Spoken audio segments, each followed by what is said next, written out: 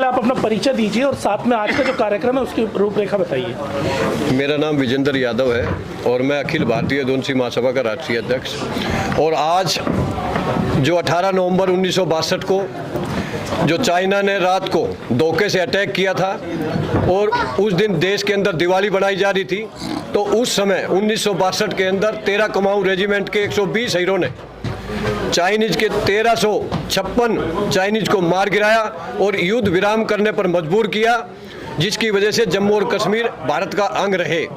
तो आज हर वर्ष की भांति अखिल भारतीय यदुवंशी महासभा उन 114 वीर हीरो के शहादत और बलिदान के सम्मान में हर वर्ष उनको सच्ची श्रद्धांजलि अर्पित करने के लिए, कोटि कोटि नमन करने के लिए और अपने समाज के जितने सम्मानित लोग हैं उनको सम्मान यदुवंश गौरव के रत्न देने के लिए, और आज यादव शौर्य दिवस के मुख्य अतिथि के रूप में 1962 के उस युद्ध के वीर हीरो माननीय रामचंद्र यादव जी मुख्य अतिथि के रूप में रहे और यादव समाज को संगठित और शिक्षित और मजबूत करने के लिए और उन वीरों के कंधे पर हाई रेजिमेंट लिखवाने के लिए लगातार अखिल भारतीय यदुवंशी महासभा पूरे भारतवर्ष में हाई रेजिमेंट आंदोलन कर रही है। और आज भी यादव शौर्य दिवस के माध्यम से देश के प्रधानमंत्री, देश के रक्षा मंत्री को हम एक ज्ञापन के माध्यम से ये कहना चाहते हैं कि जब देश की सेना के अंदर अन्य जातियों की रेजिमेंट जैसे सिख, जाट, राजपूत, गोरखा, मराठा, नागा, महार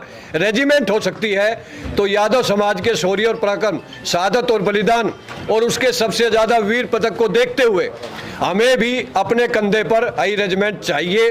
और अगर ये सरकार हाई रेजिमेंट का गठन नहीं करती है तो हम लोग आने वाले समय में एक राष्ट्रव्यापी आंदोलन कर एक बड़ा आंदोलन करेंगे और इनको वोट की ताकत से भी और जन समर्थन से भी इनको उखाड़ फेंकने का काम करेंगे।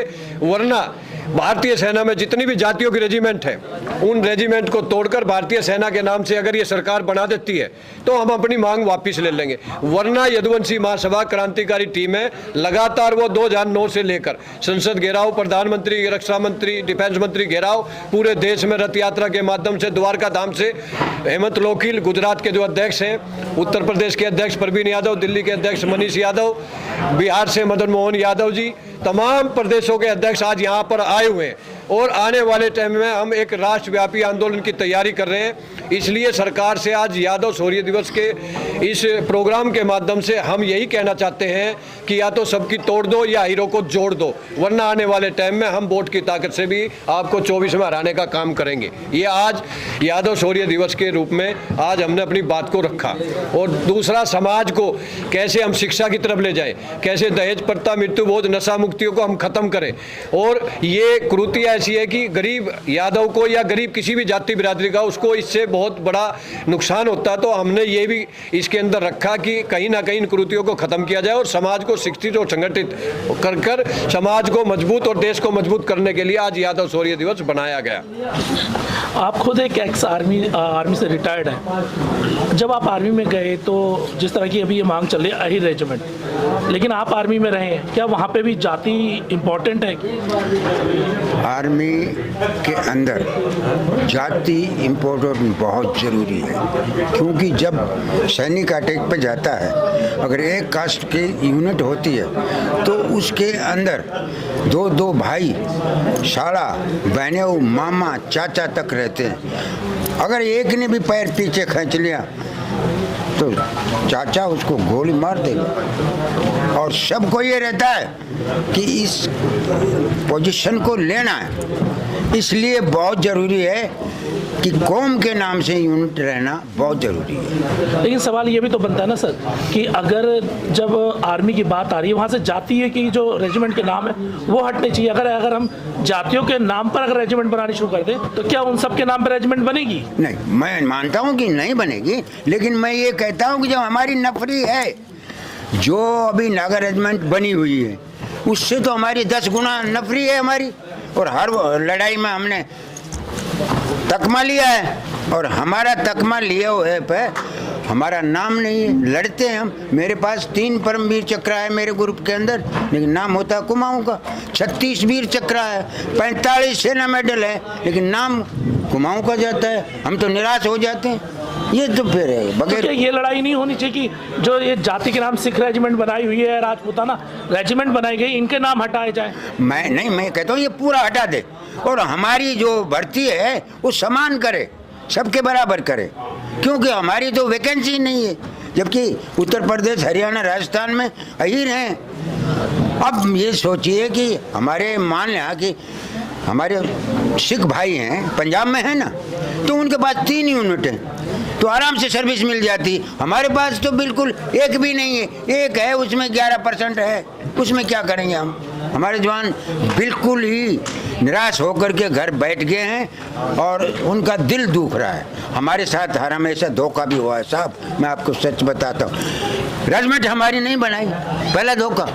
दूसरा, एक गाना बना है वो जो लता जी ने गाया है, उसमें हमारा नाम भी नहीं है। क्यों?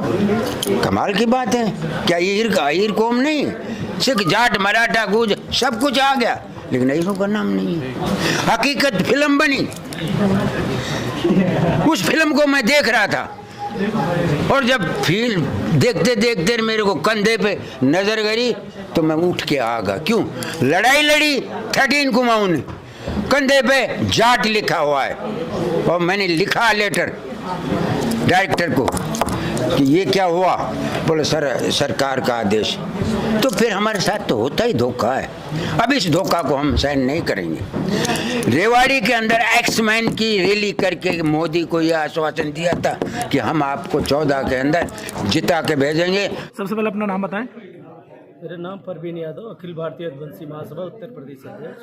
प्रवीण जी, लगातार बार बार ये बात की जा रही है अहीर रेजिमेंट, लेकिन सरकार इस पर मूक दर्शक बनी पड़ी है, क्योंकि एक वो ये कह रहे हैं अगर हम अहीर रेजिमेंट बनाते हैं तो फिर जो जाटो कम्युनिटी की वो जो संख्या वाला है वो भी चमार रेजिमेंट की बार बार बात कर रहा है।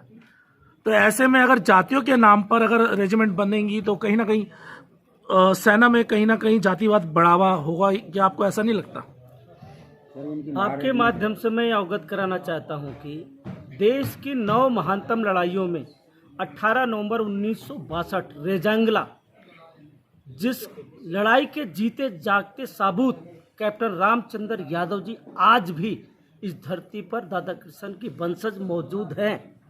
मैं इस देश की हुकूमत से कहना चाहता हूं कि जिस तरीके से अन्य जातियों की रेजिमेंटें बनी हुई है, चाहे वह सिख रेजिमेंट हो, महार रेजिमेंट हो, राजपूत रेजिमेंट हो, राजपूत राइफल्स रेजिमेंट हो, गोरखा रेजिमेंट हो, अन्य जाति की जिस तरीके से रेजिमेंटें धर्म और जाति के नाम पर बनाई गई हैं, यादव समाज एक देशभक्त मार्शल कौम रही है।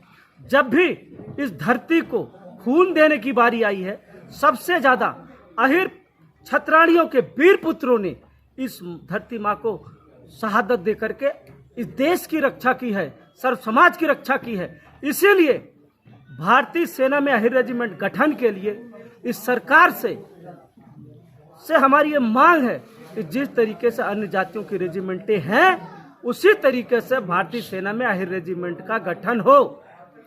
और जब ये भाजपा सरकार सत्ता में नहीं थी, तब उत्तर प्रदेश और बिहार के अंदर माननीय प्रधानमंत्री जी ने ये बोला था रैलियों में कि जब हम सत्ता में आएंगे तो अहीर समाज के लिए एक बहुत बढ़िया गिफ्ट देंगे, जो कि ये आश्वासन बनकर ही रह गया।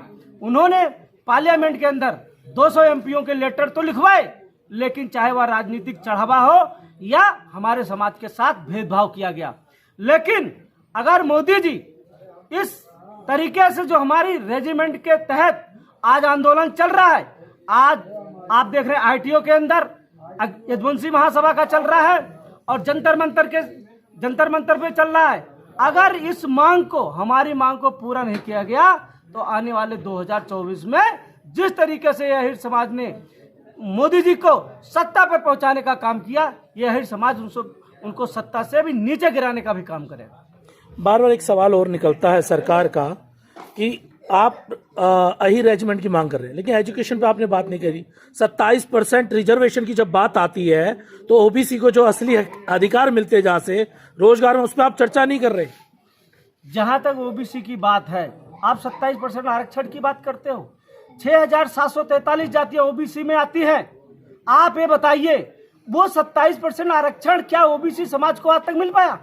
आज तक 11 से 12% आरक्षण ओबीसी समाज को मिल पाया। जहां तक आप ओबीसी की बात करते हैं, माइनॉरिटी की बात करते हैं आप, उनको 7.5% का आरक्षण है। आप दलितों की बात करते हैं, 15% का आरक्षण है। क्या आरक्षण मिल पाया? आरक्षण तो बिल्कुल आरक्षण के नाम पर छलावा है, लेकिन जो सत्ता पर हुक्मरान बैठे हुए हैं, आज पार्लियामेंट के अंदर देख लीजिए, जुडिशरी के अंदर देख लीजिए, आईएएस के अंदर देख लीजिए, पीसीएस अंदर, आज हमारे लोगों की संख्या कहाँ है? यह एक छलावा है। लेकिन मोदी सरकार ने उन 10% आरक्षण जिन जातियों को स्पेशल दिया हुआ है, आप उनके बारे में बात नहीं करते। आप ओबीसी की बात करते हो, माइनॉरिटी की बात करते हो, दलितों की बात करते हो, अल्पसंख्यकों की बात करते हो। कहाँ है आज ये समाज? आज ये समाज केवल वोट देने की मशीन तक ही सीमित रह गया है। वोट देने की बात आती है तो हमारे समाज के नेता कहते हैं तो मैं तुम्हारे समाज का मुखिया हूं, आप वोट दो, वोट दे करके आप पार्लियामेंट और विधानसभा के अंदर भेजिए। लेकिन जब वो लोग पार्लियामेंट और विधानसभा के अंदर जाते हैं तो उनके मुंह में दही जम जाता है और बोल नहीं पाते, और आला कमान मंत्रियों की चापलूसी करना जानते हैं। मैं उन समाज के नेताओं का भी विरोध करता हूं आपके माध्यम से। अगर आप नहीं भेजोगे, आप हमारी बात को नहीं रखोगे, तो आने वाले समय में हम भी तुम्हें बैकफुट पे भेजने का भी काम करेंगे। जी सर। देखिए, मैं आपके चैनल को बड़ा साधुवाद देता हूं जो आज समाज की और बहुसंख्य समाज की आवाज़ को उठाने के लिए आप आज यहाँ पर आए हो। आपने पूछा कि ओबीसी की बात क्यों नहीं करते। अखिल भारतीय दोनसी महासभा क्रांतिकारी संगठन है कि हमेशा बहुसंख्य समाज की, चाहे वो SC/ST की कोई भी मांग हो, चाहे वो ओबीसी के 27% आरक्षण की मांग हो। आपको मैं बताना चाहता हूं कि ये परमिशन है, कल पुलिस से मिल चुकी है हमें।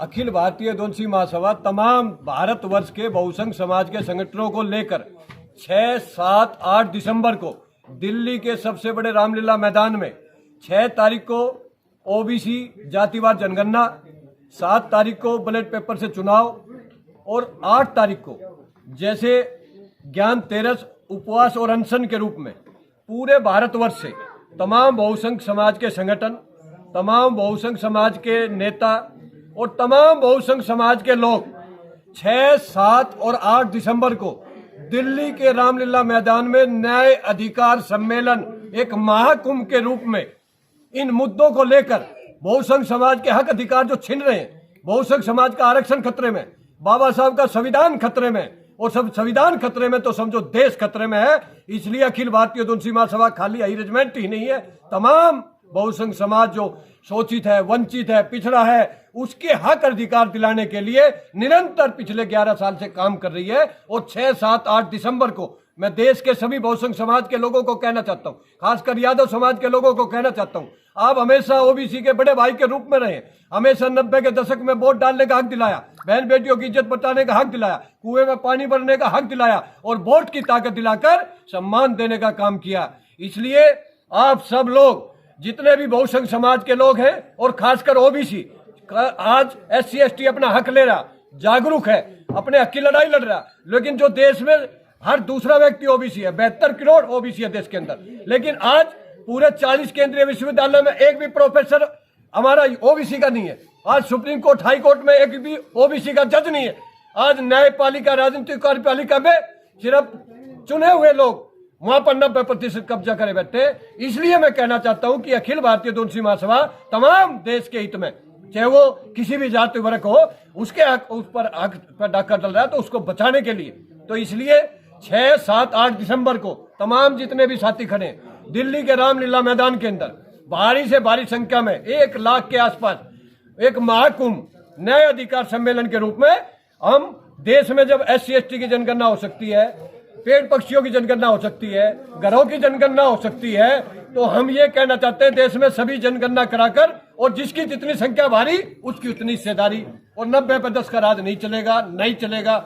इसलिए मैं कहना चाहता हूं कि हम लोग उन मुद्दों पर भी इस काम कर रहे हैं और आने वाले 6, 7, 8 दिसंबर को आप भी अपने मीडिया को लेकर आइए।